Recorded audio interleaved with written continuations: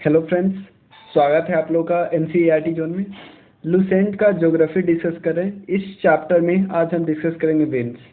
तो पहले मैं आपको सिलेबस दिखा दूं ताकि आपको पता चले कितना हुआ है और कितना होना बाकी है। तो आपको बता दूं, हम लोग डिस्कस कर रहे हैं आज विंड्स। इससे पहले वाला टॉपिक हो चुका है, ये सारा हो चुका है। एक पिछले वीडियो में एक टॉपिक बचा हुआ था, ह्यूमिडिटी। ह्यूमिडिटी डिस्कस करना है, उसके बाद विंड्स डिस्कस करना है। आपको मैं बता दूं, जो नया वाला एडिशन है 2019 वाला, उसमें ह्यूमिडिटी दिया हुआ है। 2018 वाले एडिशन में ह्यूमिडिटी नहीं दिया हुआ है, तो आपके पास नहीं है तो आप ऐड कर लो उसमें। और विंड्स में जो जेट स्ट्रीम वाला टॉपिक है, जेट स्ट्रीम वाला टॉपिक भी 2018 में नहीं दिया है। क्लियर है ना? 2019 में दोनों ऐड किया गया है। तो चलिए हम शुरू करते हैं। हम ट्राई करते हैं कि ये दोनों टॉपिक एक वीडियो में हो जाए, लेकिन हो सकता है कंप्लीट ना हो पाए, तो हम नेक्स्ट वीडियो में कंप्लीट करेंगे। लेकिन मैं बता दूं, internal structure, rocks, earthquakes, volcano, ये सब एक टॉपिक एक एक वीडियो में आ जाएगा, 1 2 3। तो हमारा अगर इतना खत्म हो गया, जैसे इतना अगर 5-6 वीडियो हमारा हो गया, तो उसमें हमारा वर्ल्ड वाला पूरा फिजिकल ज्योग्राफी खत्म हो जाएगा। उसके बाद हमें इंडियन ज्योग्राफी करना है, इंडियन ज्योग्राफी डिस्कस करेंगे, क्योंकि उससे ज़्यादा क्वेश्चन आते हैं एग्जाम में इंडियन वाले से। क्लियर? तो चलिए, मेरा नाम है धीरज और आप फेसबुक, इंस्टा और टेलीग्राम पे जुड़ सकते हो, और आप फेसबुक, व्हाट्सएप एंड टेलीग्राम भी मुझे कर सकते हो डायरेक्टली, और कुछ भी क्वेरी हो आप भेज सकते हो, आप कंट्रीब्यूट भी कर सकते हो। क्लियर? तो चलिए, सबसे पहले आपको मैं बता दूं, सबसे पहले ह्यूमिडिटी वाला टॉपिक डिस्कस कर लेते हैं, उसके बाद यहाँ सब चलेंगे, क्योंकि उसके बाद विंड्स का खेल आता है। क्लियर है ना? ह्यूमिडिटी का सिंपल मतलब होता है कि ये वो एयर है, एयर में वाटर ड्रॉपलेट का प्रेजेंस। ध्यान देना, एयर में वाटर ड्रॉपलेट का प्रेजेंस, इसी को बोलते हैं humidity. Simple. Content of water vapour present in air, simple है कि वाटर वेपर कितना प्रेजेंट है एयर में, उसी को बोलते हैं ह्यूमिडिटी। सिंपल है। अब क्वेश्चन होता है कि वाटर एयर की कितनी कैपेसिटी है वाटर वेपर को कलेक्ट करने की। ये है 4% of the volume. 4% of the volume का मतलब क्या है कि ये एक रूम है, एक रूम में पूरा एयर भरा हुआ है, तो इस रूम में आप इस रूम का, जैसे इस रूम का वॉल्यूम है 100, क्योंकि वॉल्यूम क्या होता है, लंबाई इंटू चौड़ाई इंटू ऊंचाई, इसका वॉल्यूम है 100 मीटर क्यूब। क्लियर है ना? इस रूम का। तो अगर इस रूम का 100 वॉल्यूम है 100 मीटर क्यूब, तो इसमें वाटर ड्रॉपलेट ज़्यादा से ज़्यादा कितना आ सकता है, जो वाटर वेपर कितना ज़्यादा आ जाता है, 4% आ सकता है, यानी 4 मीटर क्यूब ज़्यादा से ज़्यादा वाटर ड्रॉपलेट को, वाटर वेपर को कलेक्ट कर सकता है एयर। क्योंकि उससे ज़्यादा ही वाटर वेपर जैसे ही आया तो सरफेस पे गिरने लगेगा। मतलब इतना वाटर वेपर को वो एयर अपने साथ रख सकता है ऊपर में, हवा में, जैसे बादल को रखा जाता है। बादल भी तो क्या है, वाटर ड्रॉपलेट है। वाटर ड्रॉपलेट को कौन कलेक्ट करके रखता है, एयर कलेक्ट कर रखता है। कैसे होता है वो सब हम प्रोसेस आगे डिस्कस करेंगे। क्लियर है ना? ये बहुत important role, humidity important role play करती है वेदर एंड क्लाइमेट, क्योंकि वेदर और क्लाइमेट पे सबसे ज़्यादा इम्पैक्ट किस किस का पड़ता है, सबसे ज़्यादा टेम्परेचर का और वाटरफॉल का, रेनफॉल का, हम ऐसे बोल सकते हैं, रेनफॉल का। और दोनों में बहुत ज़्यादा रोल होता है ह्यूमिडिटी का। कैसे? टेम्परेचर में, जैसे वाटरफॉल में तो रोल है ही, टेम्परेचर में कैसे रोल होता है भाई, ऊपर से सनलाइट आती है, तो बहुत सारे क्लाउड क्या कर सकते हैं, सनलाइट को रिफ्लेक्ट कर देते हैं और एब्जॉर्ब कर लेते हैं, ऊपर ही ऊपर फेंक देते हैं, धरती पे आने ही नहीं देते। तो आपने देखा ना, ह्यूमिडिटी का बहुत इम्पॉर्टेंट रोल है किस में, वेदर में और क्लाइमेट है। इवन ग्लोबल वार्मिंग में भी रोल है, कि ग्लोबल वार्मिंग में होता क्या है, क्योंकि नीचे से सनलाइट आ गई, सनलाइट जैसे ही ऊपर जाती है तो बादल क्या करता है, उसको एब्जॉर्ब करके रिफ्लेक्ट कर देता है। जैसे ऊपर वाले को कर रहा था, कुछ नीचे से गया, उसको भी तो करेगा ना। तो यानी ग्लोबल वार्मिंग, यानी हमारे धरती को गर्म रखने में भी मदद करता है, एडिक्वेट अमाउंट में गर्म, क्योंकि और ज़्यादा गर्म हो जाता है तो ग्लोबल वार्मिंग होने लगता है ना। क्लियर? तो अब हमें डिस्कस करना है ह्यूमिडिटी में, पहले 3 टॉपिक डिस्कस करना है, उसके बाद ह्यूमिडिटी के रिलेटेड जो 3 टर्म है उसको डिस्कस करना है, और उसके बाद डिस्कस करेंगे ह्यूमिडिटी को 3 टाइप से हम मेजर करते हैं। कैसे? सबसे पहला टर्म है ह्यूमिडिटी कैपेसिटी। ह्यूमिडिटी कैपेसिटी, इसका सिंपल मतलब है एयर कितना ज़्यादा मॉइस्चर अपने आप में कंटेन करके रख सकता है। जैसे एयर है, यहाँ पे धरती है नीचे, कितना वाटर ऊपर रख सकता है, क्योंकि ज़्यादा वाटर हुआ तो नीचे गिर जाएगा ज़मीन पे रेनफॉल के रूप में। तो कितना मैक्सिमम रख सकता है, ये कहलाता है इस एयर की कैपेसिटी। मतलब एयर की कैपेसिटी, आप एयर को सीधा सीधा चैलेंज बोल सकते हो कि आप कितना पानी पी सकते हो एयर को, वही एयर की कैपेसिटी है, सिंपल।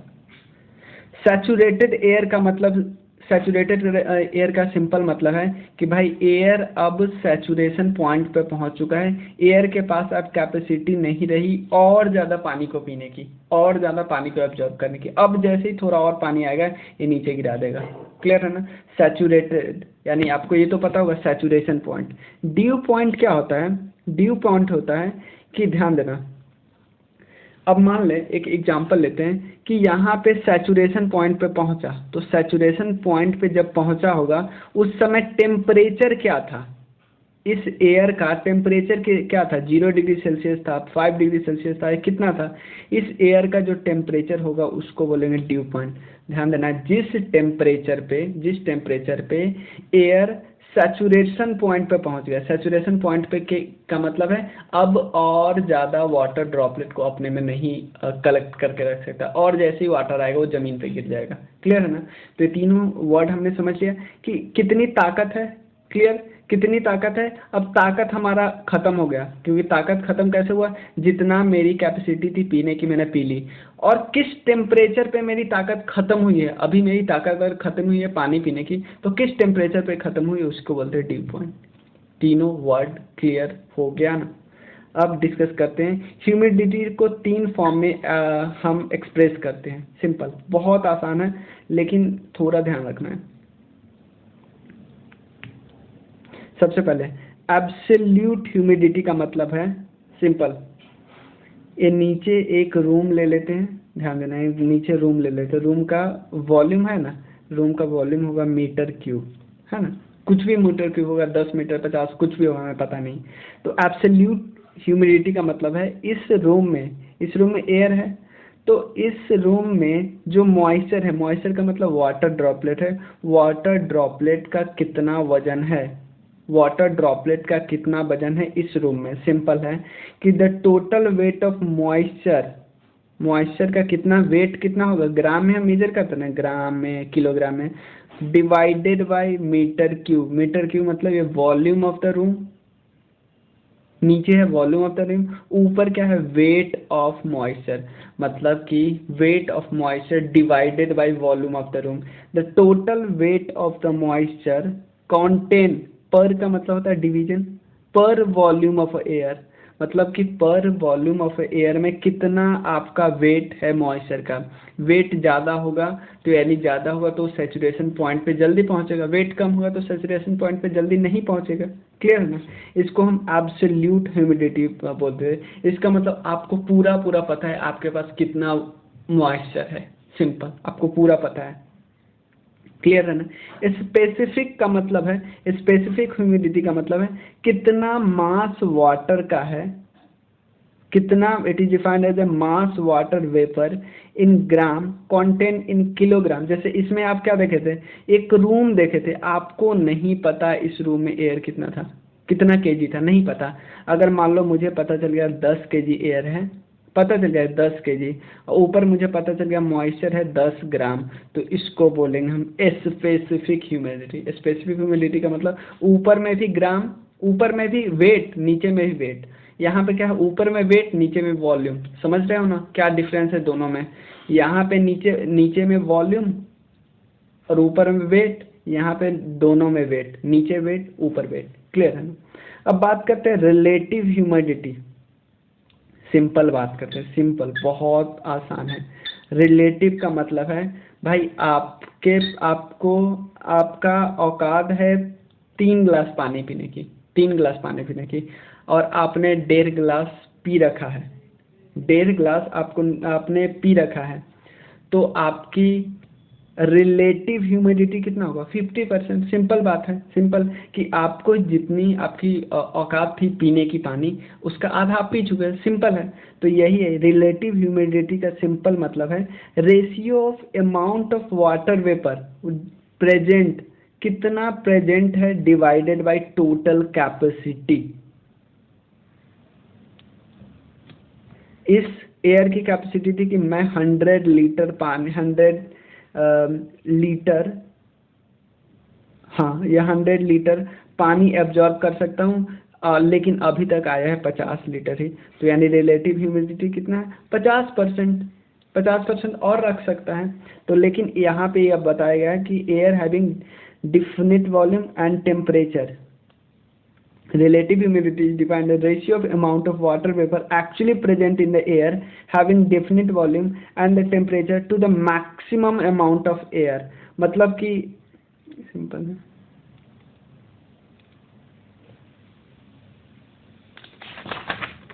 हाँ यहाँ पे एक और पेज है, वन सेकंड, चलो मैं बता दूँ। यहाँ पे कुछ कुछ आया नहीं है, एक चीज आया नहीं है। देखो यहाँ पे लिखा हुआ है relative humidity is defined as a ratio of amount of water vapour actually present in air having definite volume and temperature.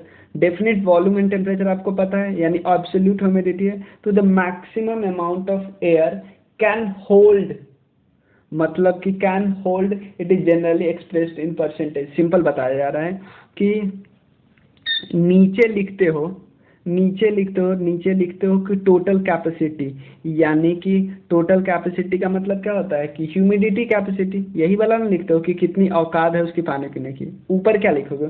ऊपर आप लिखते हो एब्सोल्यूट ह्यूमिडिटी। एब्सोल्यूट ह्यूमिडिटी का मतलब कितना मास उसमें प्रेजेंट है, यही तो मैंने बोला है। रिलेटिव ह्यूमिडिटी का मतलब है, और इसको किस में डिनोट करते हैं? परसेंटेज में। कि सिंपल मैं समझा तो दिया ना कि कितना आपकी औकात है एयर की, यानी इसकी ह्यूमिडिटी कैपेसिटी कितनी है, और ऊपर क्या आएगा कि कितनी अभी है, यानी एब्सोल्यूट ह्यूमिडिटी अभी कितनी है एयर में, अभी कितना पानी है और कितनी औकात है। सिंपल, कोई दिक्कत नहीं है, क्लियर है।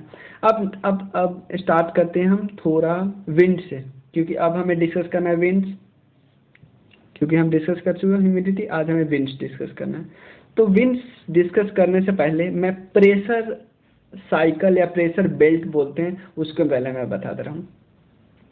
होता क्या है, ये इक्वेटोरियल डोलड्रम है। यहाँ पे होता क्या है, यहाँ पे आपको पता है सनलाइट यहाँ पे सबसे ज़्यादा पहुँचता है।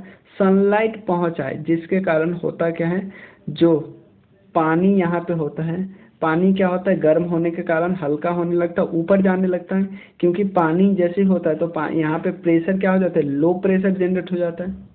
लो प्रेशर होता है ना, तो ये क्या होता है, पानी हल्का होता है तो ऊपर चला जाता है, ऊपर चला जाता है, यहाँ ऊपर चला गया, यहाँ पे क्या, तो यहाँ पे लो प्रेशर जनरेट हुआ तो पानी ऊपर चला गया, हल्का होता गया, क्योंकि टेम्परेचर यहाँ का ज़्यादा है, यानी पानी यहाँ पे एयर आ गया, ऊपर आ गया।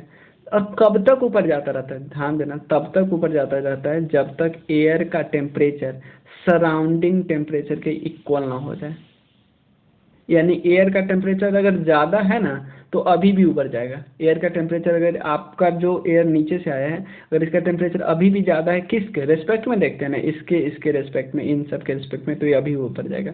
अब होता क्या है यहाँ पे, और एक और चीज़ बता दूँ, विंड क्या होता है, विंड होता है movement of the air. Simple, movement of the air, air यहाँ पे रुका हुआ है उसको एयर बोलेंगे, लेकिन मूव करने लगा उसको विंड बोलेंगे। और एक और चीज़, विंड हमेशा मूव करता है high pressure to low pressure. Clear है, इतना क्लियर है, high pressure to low pressure. अब क्या हो गया, यहाँ पे बहुत ज़्यादा एयर आ गया, यानी यहाँ पे टेम्परेचर थोड़ा कम हो गया ना, ऑब्वियसली टेम्परेचर यहाँ कम हो गया, तो यहाँ से ये इधर मूव करने लगा, इधर मूव करने लगा, क्योंकि इधर अभी लो प्रेशर है, यानी यहाँ पे हाई प्रेशर, क्योंकि जहाँ पे ठंडी वहाँ पे हाई प्रेशर। तो और एयर कैसे मूव करता है, हाई प्रेशर से लो प्रेशर। तो यहाँ पे अगर ठंडी है तो यहाँ से एयर क्या आ जाएगा, या तो नीचे से आता रहेगा या ऊपर आके ऐसे आएगा। तो ये एयर क्या है, ये जो एयर है यहाँ से आया, क्योंकि यहाँ पे हाई प्रेशर है तो हाई प्रेशर से किधर की तरफ जाने का ट्राई करेगा, नीचे की इधर की तरफ, क्योंकि इधर थोड़ा गर्म है तो थोड़ा लो प्रेशर है, थोड़ा ऊपर जाके भी जाएगा तो इधर भी लो प्रेशर है, तो जाने का ट्राई करें। तो इधर से यहाँ पे जाता है ना और इधर से यहाँ पे आता रहता है, तो ये दोनों आपस में, क्योंकि ये थोड़ा ठंडा है और ये थोड़ा गर्म है, तो क्या हो जाता है, ये ऊपर नहीं जा पाता, ये नीचे गिरने लगता है। तो नीचे गिरता है जिसके कारण क्या होता है, सब ट्रॉपिकल पे हाई प्रेशर क्रिएट हो गया। ऑब्वियसली यहाँ पे वाटर, यहाँ पे एयर गिरा ना, गिरने के कारण क्या होता है, यहाँ पे हाई प्रेशर क्रिएट हो जाता है, हाई प्रेशर। क्लियर है ना, हाई प्रेशर। और ध्यान देना, जहाँ पे हाई प्रेशर होता है वहाँ पे बारिश नहीं होती है, वहाँ पे बारिश नहीं होती है। अब होता क्या है, यहाँ से नीचे एयर आया, फिर यहाँ पे गिरा तो यहाँ पे रुकेगा तो नहीं, फिर क्योंकि यहाँ पे ऑब्वियसली यहाँ पे गर्म है, क्योंकि 30 से 35 डिग्री लैटिट्यूड पे अभी भी गर्मी होती है ना, तो यहाँ से इधर जाएगा और यहाँ से इधर आ रहा था, तो इस पोजीशन पे क्या हो रहा था, क्योंकि ये गर्म ये ठंडा, सीधा ऊपर चला जाएगा, गर्म ठंडा, क्योंकि यहाँ पे लो प्रेशर क्रिएट हो किया, यहाँ पे ऊपर चला जाएगा। तो ऊपर चलने के कारण यहाँ पे बारिश हो जाएगी, यहाँ पे लो प्रेशर क्रिएट हो जाएगा, ऊपर हाई प्रेशर क्रिएट होगा। तो यहाँ पे अब क्वेश्चन होता है कि यहाँ से ऊपर क्यों गया, ऑब्वियसली बहुत यहाँ पे हाई प्रेशर क्रिएट हो गया, तो ऊपर कैसे जाएगा, ऊपर तब ना जाता जब यहाँ पे गर्म रहता, ये तो ऑब्वियसली ठंडा था, सीधे गिर गया ना, ठंडा चीज़ हमेशा गिरता है, गर्म ऊपर जाता है ना। तो यहाँ से बहुत गर्म होके गया था, क्योंकि यार नीचे से है ना, नीचे ज़्यादा टेम्परेचर, गर्म होके गया था, ऊपर चला गया, तो यहाँ पे लो प्रेशर। बस आपको अगर समझ नहीं आया तो एक मेरा और वीडियो है, या हो सकता है मैं एक बार और मैं ही समझा ही देता हूँ, बहुत ध्यान से समझिए। विंड मूव करता है हाई प्रेशर से लो प्रेशर, ये हमें पता होना चाहिए। और जो एयर होती है वो, अगर विंड कब बोलते हैं इसका मतलब मूविंग एयर। तो यहाँ पे ज़्यादा टेम्परेचर, क्लियर है ना, ज़्यादा टेम्परेचर के कारण यहाँ पे लो प्रेशर हुआ। अब क्या हुआ, लो प्रेशर हुआ, लो प्रेशर हुआ, एयर हल्का होता गया, एयर हल्का होता गया तो ऊपर जाएगा, एयर हल्का हो गया तो ऊपर जाएगा ना। ऊपर कब तक जाएगा एयर, जब तक एयर का टेम्परेचर सराउंडिंग के टेम्परेचर के इक्वल ना हो जाए, रुक गया एयर। क्लियर है ना, ऐसे ही होता है जब रुकता है एयर, ऐसे ही बादल बनते हैं। क्लियर है, एयर रुक गया, इसके बाद एयर और ऊपर गया तो हो सकता है इधर उधर गया तो वाटर ड्रॉपलेट में कन्वर्ट हो जाने लगता है, जिसके कारण बारिश होने लगता है, वो भी मैं बताऊंगा। लेकिन अभी क्या हो रहा है समझ लीजिए, क्योंकि प्रेशर साइकिल एक बार हम समझ लेंगे ना तो हमारा क्लियर हो जाएगा, पूरा पूरा विंड क्लियर हो जाएगा। देखिए ऐसे ऊपर गया, फिर ये इधर से इधर आने लगा और इधर भी है, क्योंकि हम एक तरफ को समझ रहे हैं कि दोनों तरफ सेम प्रोसेस होता है मोर और लेस। इधर गया, अब क्या हो रहा है, यहाँ पे हाई प्रेशर है, बहुत ज़्यादा ठंडी है, तो हाई प्रेशर ये ढूंढने के लिए, लो प्रेशर ढूंढने के लिए ऊपर जाना है, क्योंकि पानी गर्म है, सॉरी ये बहुत ठंडा है, तो इसका ऊपर सोचेगा गर्म है, ये इधर गर्म होगा, इधर जाने का ट्राई करेगा ना, क्योंकि हाई प्रेशर से लो प्रेशर की तरफ जाते हैं। क्लियर है ना, तो इधर आया, तो यहाँ पे आने के बाद यहाँ पे टकराने जाता है, टकरा जाने के कारण क्या होता है, एयर, क्योंकि यहाँ पे बहुत ज़्यादा ठंडा एयर होता है, ठंडा एयर गिरता है। ऑब्वियसली आपको पता चला ठंडा हमेशा डाउनवर्ड की तरफ जाता है, गर्म क्या होगा, अपवर्ड, क्योंकि गर्म चीज़ हल्की होती है, क्योंकि हल्की होती है। और ठंडा क्या होगा, ठंडा भारी होगा, भारी कैसे, क्योंकि उसमें वाटर ड्रॉपलेट ज़्यादा होगा ना, ऊपर जाएगा। तो यहाँ पे जहाँ पे गिरेगा, जहाँ पे ये गिरेगा वहाँ पे हमेशा हाई प्रेशर होगा, हाई प्रेशर, क्योंकि वाटर बहुत ज़्यादा, एयर क्या किया नीचे की तरफ गिर गया, तो इसको बोलते हैं हाई प्रेशर। इसको हम हॉर्स लैटिट्यूड भी बोलते हैं। हॉर्स लैटिट्यूड इसलिए क्योंकि बहुत लोग उस समय पुराने ज़माने में, पुराने मिडाइवल पीरियड में जब घोड़े बेचने आते थे ना शिप से, तो अगर उस समय ऐसा सिचुएशन आ जाता था, तो क्योंकि इतना ऊपर से प्रेशर आ रहा है, तो आप क्या कर सकते हो, अपने शिप को बढ़ा ही नहीं सकते, आगे बढ़ा ही नहीं सकते, मतलब आपका पूरा मौसम खराब होने लगेगा, तो शिप को बढ़ा ही नहीं सकते। तो लोग क्या करते थे, अपने कुछ घोड़े को शिप से फेंक देते थे ताकि हल्का हो जाए, उसके बाद आराम से जा सके, इसलिए इसको हॉर्स लैटिट्यूड बोलते हैं। क्लियर है ना, यहाँ आया, अब यहाँ से नीचे आया तो रुकेगा थोड़ी, यहाँ से नीचे आएगा तो एक तो इधर जाने लगेगा, क्योंकि एक थोड़ा गर्म आ गया तो इधर जाएगा, क्योंकि एक तरफ तो जाएगा नहीं, तो दोनों तरफ जाएगा। क्लियर, दोनों तरफ जाएगा। तो यहाँ पे जैसे पहुँचा, ये नीचे से ये आ रहा है, जैसे यहाँ पहुँचा तो दोनों, एक गर्म है और ये ठंडा है तो सीधे ऊपर की तरफ चला जाएगा, क्योंकि ये इसको इस ठंडा को ये गर्म कर देगा, ये ऊपर की तरफ चले जाएगा। तो यहाँ पे जहाँ पे ऊपर गया ना एयर, वहाँ पे लो प्रेशर होगा, जहाँ पे लो प्रेशर होगा वहीं पे बारिश होगी। बारिश कभी भी नहीं हो सकती हाई प्रेशर जोन पे, जहाँ पे एयर ऊपर से नीचे आ रहा है, नहीं हो सकती। जब तक एयर नीचे से ऊपर नहीं जाएगा तभी तो बादल बनेगा, ऊपर से नीचे आएगा तो बादल कहाँ बनेगा भाई। क्लियर है ना। अब क्वेश्चन होता है कि आप ऐसे नॉर्थ ईस्ट ट्रेड विंड, इस सब को क्या, इस सब का क्या मतलब है। देखो मैं समझाता हूँ सिंपल। अब एक चीज मैं आपको सिंपल फिगर बना देता हूँ। हाँ सिंपल इससे ही समझा देता हूँ। देखो हमने अभी एक साइकिल देखा, ऐसे देखा, फिर ऐसे देखा, फिर ऐसे देखा, यहाँ पे देखा गिरते हुए, जैसे इसमें दिखाता हूँ आपको। देखो यहाँ से ऊपर गया, यहाँ गया, ऐसे गिरा, यहाँ से आया था, नीचे भी आया, ऐसे आया और ऐसे आया। चाहे उसी में आपको समझा देते हैं, क्योंकि उसमें जेट स्ट्रीम वाला टॉपिक को आप कवर किया है ना, इसलिए उससे नहीं समझ में आएगा। देखो ऐसे ऐसे नीचे गिरा, यहाँ पे लो प्रेशर था। यहाँ पे लो प्रेशर होने का और भी कारण है, यहाँ से मतलब देखो हम ऐसे नहीं बोल सकते कि ये एक बारी ऐसे हुआ होगा, जैसे एक बारी ऐसे हुआ होगा फिर ऐसे हुआ होगा, नहीं, ये साइमल्टेनियस चलता रहता है, एक के मतलब सब साथ साथ होते रहते हैं। जैसे ऐसे नीचे गिरा और ये इधर गया, तो ये आपका साइकिल नहीं बन गया, ऐसे ऐसे ऐसे ऐसे साइकिल बन गया। और एक और, यहाँ से ऊपर आया, यहाँ से ऐसे आया, तो यहाँ से क्योंकि यहाँ भी नीचे गिरा है ना, यहाँ नीचे गिरा तो यहाँ से ऐसे, यहाँ से ऐसे, यहाँ से ऐसे, एक ये साइकिल बन गया और एक ये साइकिल बन गया। नीचे से यहाँ आया, फिर यहाँ से ऊपर गया। क्लियर है ना। एक ये साइकिल बन गया, 3 साइकिल है ना, आपको देख लो। एक ये साइकिल है ना, नीचे से आए ऐसे ऐसे ऐसे, और एक ऐसे, एक ऐसे। क्लियर, 3 साइकिल हमने देख लिया। अब होता क्या है, क्योंकि अब मूव करना था एयर को ऐसे, लेकिन होता क्या है कि एक और फोर्स काम करती है, कोरियोलिस फोर्स। कोरियोलिस फोर्स किसको बोलते हैं, कोरियोलिस फोर्स बोलते हैं कब कब लगता है, कोरियोलिस फोर्स लगता है एयर के रोटेशन के कारण, एयर के रोटेशन के कारण।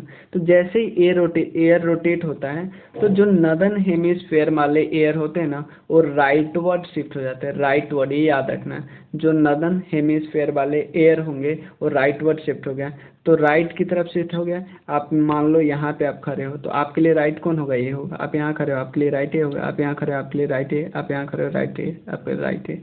क्लियर है ना। अगर आप यहाँ पे खड़े हो तो आपके लिए राइट है, आप इधर फेस किए हो तो आपके लिए राइट ही होगा ना, इधर फेस किए हो तो राइट ही होगा ना। अगर यहाँ से यहाँ फेस किया हो तो राइट, जैसे इधर की तरफ फेस किया हो तो राइट है। अब देख रहे हो ना।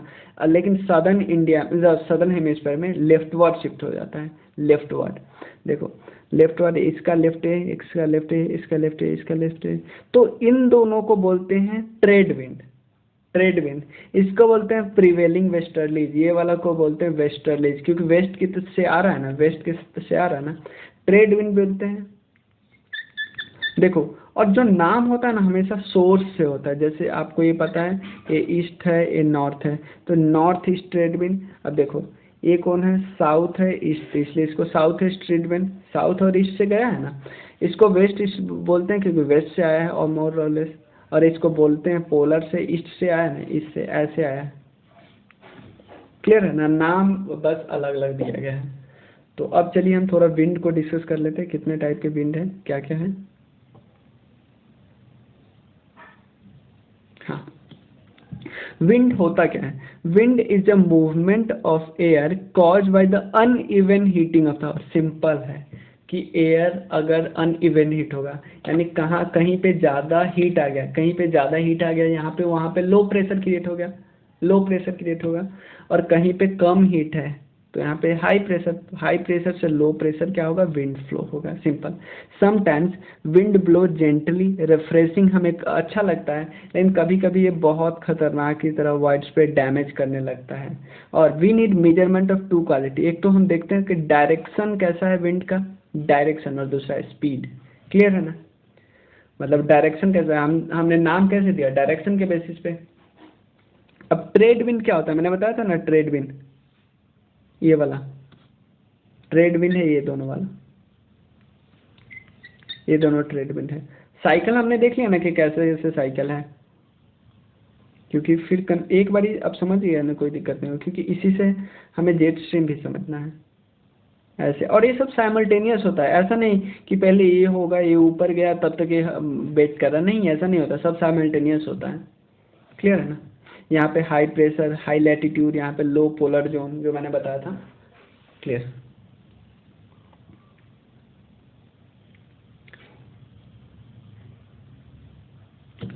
तो ट्रेड विंड क्या है, they blow from sub tropical high pressure belt, sub tropical high pressure belt to the equatorial low pressure belt.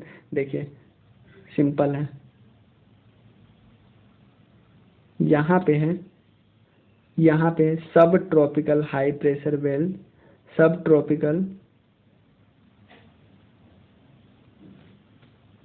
Tropical high pressure belt से इक्वेटोरियल लो प्रेशर बेल्ट की तरफ मूव करता है, सिंपल है, कोई problem नहीं है ना। और कहाँ से कहाँ था, ट्रॉपिक्स 30 डिग्री नॉर्थ से 30 डिग्री साउथ के बीच लैटिट्यूड मूव करता है, ये हमें पता है। They blow as a north east trade, मैंने बताया था कि जो इधर से आता है उसको नॉर्थ ईस्ट, और इसको इधर से आता है उसको साउथ ईस्ट, ऐसे मूव करता है ना, ऐसे ऐसे, इधर से ऐसे।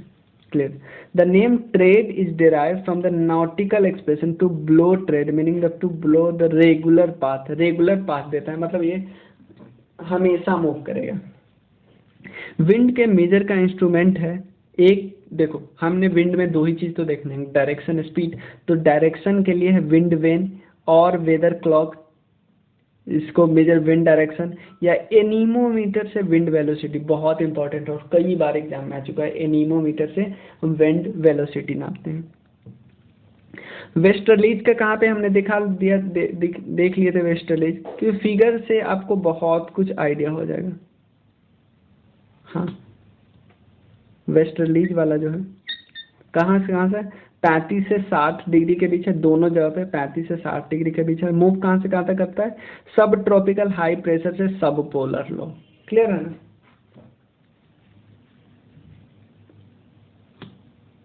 सेम ही है। They blow from sub tropical high pressure belt to sub polar low pressure belt in the temperate zone होता है। देखो क्या होता है जोन, इसको बोलते हैं ट्रॉपिकल जोन, ट्रॉपिकल जो ट्रॉपिक्स के पास है, उसका बोलते हैं सब ट्रॉपिकल, जो उसका टेम्परेट जोन, उसका पोलर जोन बोलते हैं। क्लियर है ना, जैसे आपको आप ट्रॉपिकल ग्रासलैंड, टेम्परेट ग्रासलैंड बताइएगा। क्लियर है ना, तो जो इस जोन में आएगा वो जो ग्रासलैंड होगा वो टेम्परेट ग्रासलैंड होगा। क्लियर है ना, they are more constant and stronger in the southern hemisphere. क्यों, देखो सदर्न हेमिस्फीयर वाले बहुत ज़्यादा कांस्टेंट है, क्योंकि वहाँ पे कोई, जैसे आप एयर जा रहे हो, बीच में कोई घर आ गया, एयर रुक जाएगा ना, सेम यही है नदर्न हेमिस्फीयर में, इतना ही सारे लैंड बॉडी है कि ठीक से वो मूव ही नहीं कर पाता। लेकिन सदर्न हेमिस्फीयर में लैंड बॉडी कम है, वाटर बॉडी ज़्यादा है, वाटर बॉडी ज़्यादा है, तो उस वेस्टर्लीज को कौन रुकेगा, तो वेस्टर्लीज ज़्यादा पावरफुल होगा ना, तो वेस्टर्लीज के नाम अलग अलग है सदर्न हेमिस्फीयर में, जैसे उसके नाम ऐसे है, रोरिज 40, ब्रेव वेस्ट विंड या फ्यूरियस 50, ऐसे ऐसे नाम है। The belt of westerlies move north to south following the sun movement. Obviously simple है, सिंपल बता रहा हूँ। देखो जो आपका मूवमेंट है ना, इवन जैसे आपको पता है कि अर्थ कुछ इस तरह से मूव करता है सन के चारों तरफ, कि सन कभी भी, ध्यान देना, सन कभी भी इससे नीचे और इससे ऊपर नहीं जा पाता है। क्लियर है ना, तो क्या आपको लगता है अगर सन यहाँ पे होगा एक समय, ट्रॉपिक ऑफ कैंसर पे होगा 21 जून को जब चला जाता है, तो क्या आपको लो प्रेशर जोन यहाँ पे ज़्यादा होगा? नहीं भाई, लो प्रेशर जोन इसके पास होगा। तो यानी यहाँ पे बताया जा रहा है कि प्रेशर बेल्ट भी शिफ्ट करते हैं सन के अकॉर्डिंग, मतलब ये कोई हार्ड एंड फास्ट रूल नहीं है कि यहाँ पे डोलड्रम होगा, नहीं, डोलड्रम थोड़ा और ऊपर हो सकता है जब 21 जून के समय होगा, नीचे होगा जब जो दिसंबर के समय होगा। समझ रहे हो ना, आपकी प्रेशर बेल्ट शिफ्ट होता है सन के अकॉर्डिंग, सनलाइट जहाँ पर रहेगी प्रेशर बेल्ट, कोई ऐसा ये हार्ड एंड फास्ट रूल तो नहीं है। क्लियर है ना? तो एक टॉपिक हमारा बचा, हाँ ये तो हम समझ लिए। एक तो पोलर विंड भी हमने समझ लिया। तो पोलर विंड होता है जो पोलर हाई प्रेशर बेल्ट से सब पोलर लो प्रेशर बेल्ट की तरफ मूव करती है, हमें पता है। ये सदर्न हेमिस्फीयर में रेगुलर है, और ईस्ट टू ईस्ट किससे वेस्ट की तरफ मूव करते हैं, एक्सट्रीमली कोल्ड एंड ड्राई होते हैं नॉर्मली। ये दो टॉपिक है ना, मानसून विंड, क्लाइमेटिक विंड, और जो टॉपिक है जेट स्ट्रीम, ये दोनों हम नेक्स्ट वीडियो में डिस्कस करेंगे। और उसके अलावा हमें डिस्कस करना है कुछ लोकल विंड्स के नाम, वो भी डिस्कस करना है, क्योंकि थोड़ा हो गया ना, 3-4 टॉपिक हो गया अगले वीडियो के लिए, जेट स्ट्रीम, क्लाइमेटिक विंड्स और पीरियोडिक विंड्स, जो कि मानसून। पीरियोडिक का मतलब होगा, देखो ये जितने विंड्स हमने देखा वो है रेगुलर, रेगुलर का मतलब ये हमेशा मूव करेगा, लेकिन जैसे मानसून वाला है, मानसून हमेशा थोड़ी मूव करता है। तो सेम ये मानसून और जेट स्ट्रीम और एक कुछ टॉपिक हम डिस्कस करेंगे नेक्स्ट वीडियो में। उसके बाद हमारा internal structure of the earth आएगा। क्लियर है? चलिए, थैंक यू।